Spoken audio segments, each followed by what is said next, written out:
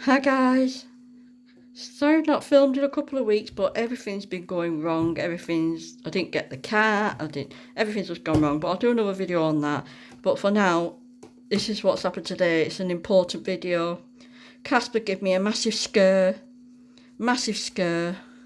I'm getting really worried about this, really worried.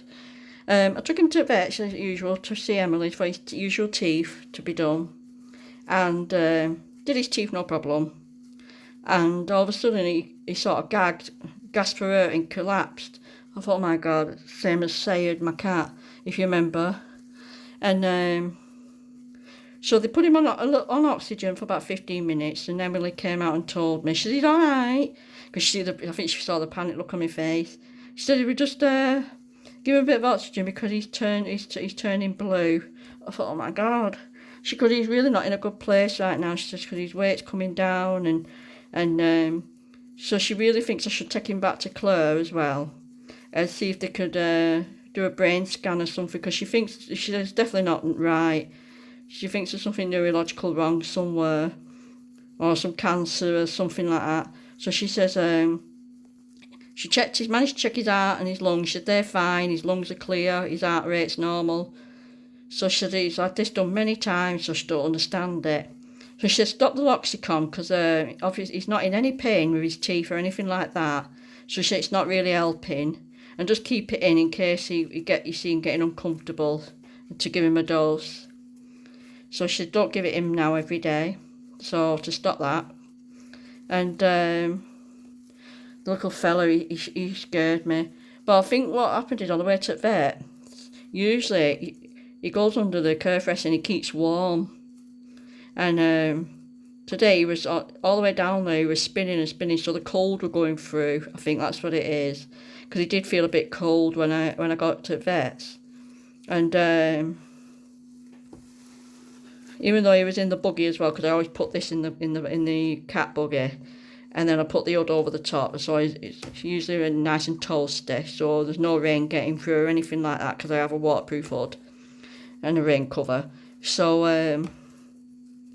as you can see, he's just getting stressed again, and he's actually thinner than Archie now. He's smaller than Archie, because Archie's I think he's 35 grams now, and Casper has gone down to 32.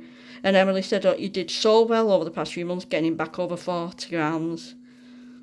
So I said, well, I can't understand it, because he's eating 3 portions of baby food a day.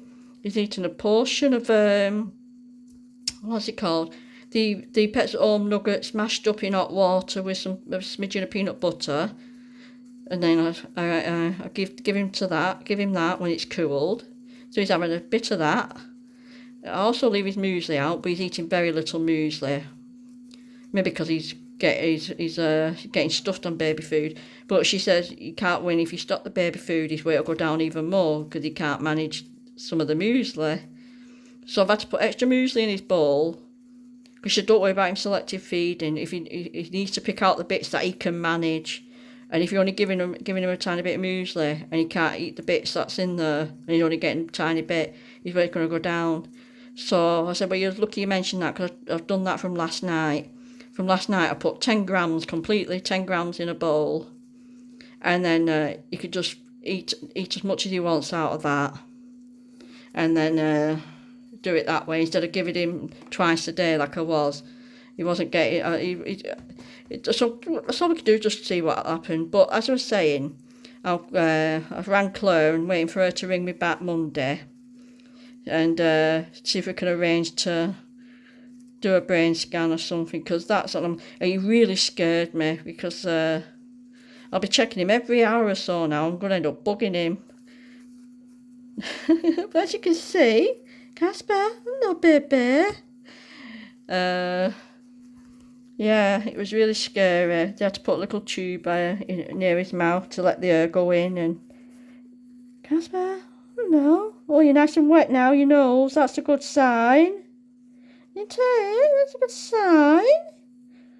Come here, baby.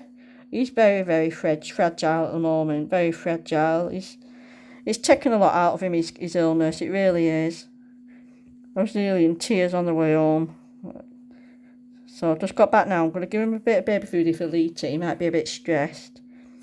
And then I'm going to put him straight in his cage and let him get some sleep. And see how he goes. No, baby. You panicked, Emily. You did. I said to Emily, "You're not having much luck with my pets, are you?" Oh. So anyway, guys, just thought I'd share that with you. And he's still feeling a bit cold now. Yeah, he's still feeling a bit cold. But he's inside now, so we're back home, so I'm going to warm him up. And that's why you should have gone in the first place while I was checking you down. Yes, you silly sausage. So, yeah, so there you go. Hi, Casp. So, just thought I'd let you know about that. And I'll be doing a full update video and tell you what's happened with the situation with the cats and whatever. And but I might as well mention Archie in this one. You know, I've taken him to vets. I took him to vets last week because he had that little lump on his belly, and I was right. It was a cyst because he just pricked it with one of the pins, the needles that they had.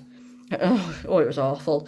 And all this cheesy gunge came out, and the vet said, "There you go," he said.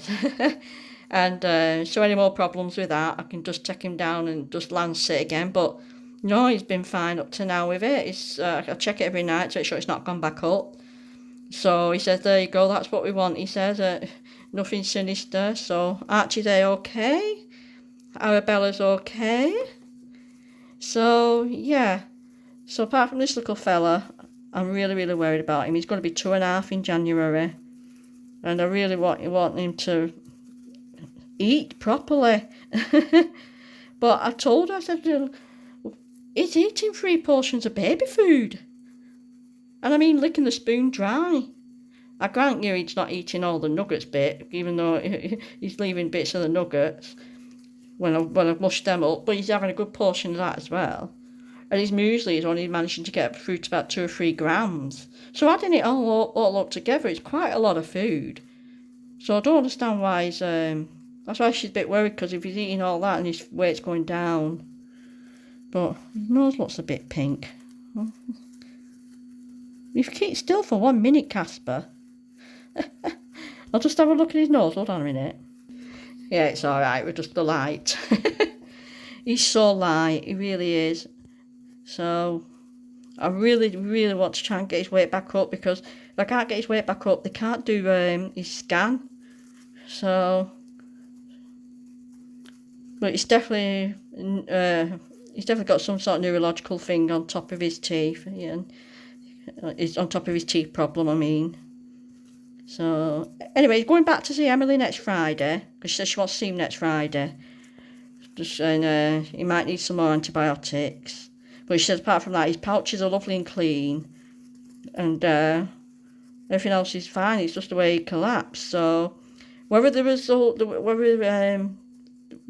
in him, and then he just sort of gulped a bit of air, and that made him, I don't know, but he gagged and that was it. So they had to help him with the oxygen. But yeah, this light's making him look a funny colour. Yeah, guys, so I'll keep you updated with this little fella, and catch you later.